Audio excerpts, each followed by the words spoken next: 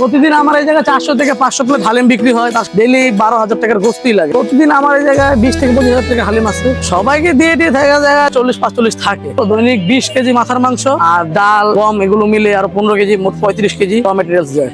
ব্যবসাটা আমার বাবা শুরু করেছে, বিগত 30 বছর ধরে চলতেছে ব্যবসাটা। এখন বর্তমানে আমি দেখাশোনা করছি, পড়ালেখার পাশাপাশি এটা চালাচ্ছি। আমি হাবিবুল্লাহ বাহারে অনার্স 2য় বর্ষের ছাত্র। ব্যবসাটা আমার বাবার ছিল, এখন বর্তমানে আমি দেখছি। আর এবং ব্যবসাটার বয়স হলো বর্তমানে 30 বছর। আমার বাবা হলো একজন ডায়ালিসিস পেশেন্ট, উনি বর্তমানে বাসায় আছে, অসুস্থ, মাঝে মাঝে আসে দোকানে। আমি পড়ালেখার পাশাপাশি ব্যবসাটা আমি চালাচ্ছি। আমার বাবার ব্যবসাটাকে নিজের মতো করে চালানোর চেষ্টা করছি। আমার দোকানে এখন এটা দিয়ে বর্তমানে 4 জন কর্মচারী আছে। আলহামদুলিল্লাহ, আমার কাছে তো ভালোই লাগছে। এই পর্যন্ত তো 10-12 জনের রিজিক এই জায়গা থেকে আসা শুরু হয়েছে। এখন সামনে আল্লাহ কতজনের মানুষের রিজিক রাখে এটা আল্লাহ ভালো জানে। মূলত আমার বাবা, ওনার একজন কারিগর ছিল, ওস্তাদ ছিল মন্নান সাহেব, ওনার কাছ থেকে কাজটা শিখেছে। ওই ওনার হাত ধরেই এই কাজে আসা আমার বাবার। আমাদের তো হালিমের আমরা কোনো ওয়েট করি না।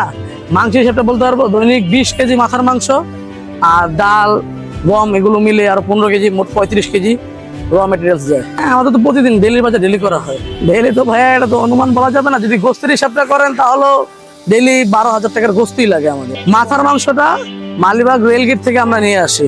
মালিবাগ রেলগেট মোতালেব কষাই, এক নাম সবাই বললে চিনবে, মাথার গোস্ত। আর শুধুমাত্র রমজান মাসে মাথার গোস্তের সাথে ফ্রেশ গোস্ত অ্যাড হয়।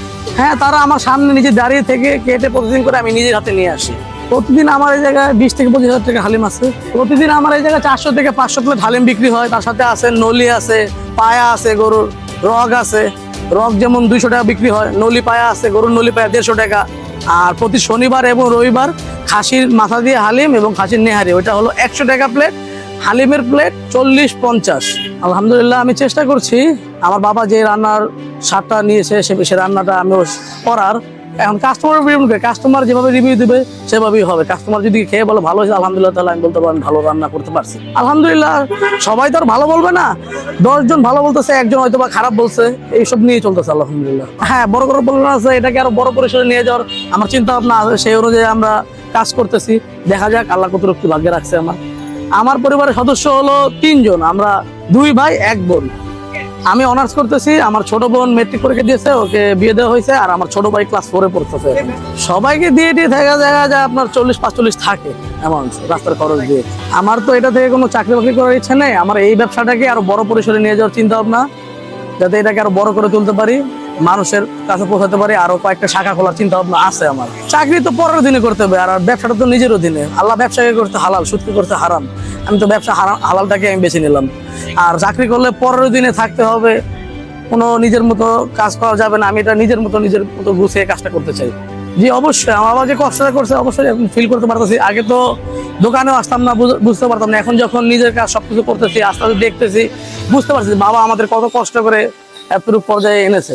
মোল্লা শাহের নামের পিছনে রহস্যটা হলো, আমার বাবা যখন প্রথম শুরু করে তখন উনি দাড়ি রেখেছিল এবং প্লাস টুপি মাথায় পড়তো। তো ওই জায়গা থেকেই সবাই ওনাকে মোল্লা বলে ডাকতো। এই মোল্লা বলতে বলতে এটা মোল্লা হালিম হয়ে গেছে। ঢাকা শহরে বিভিন্ন জায়গা থেকে, বেশিরভাগ আমার কাস্টমার হলো পুরান ঢাকার আছে, রামপুরা আছে, বনশ্রী, বাড্ডা, গুলশান। ঢাকার বাইরে থেকে অনেক কাস্টমার আসে, পার্সেল করে নিয়ে যায়। বেশিরভাগ কাস্টমার বলা যায় আমার পুরান টাউনের কাস্টমার আমার সবচেয়ে বেশি আছে বর্তমানে। না, আমরা কোনো অনুষ্ঠানে সাপ্লাই দিইনি।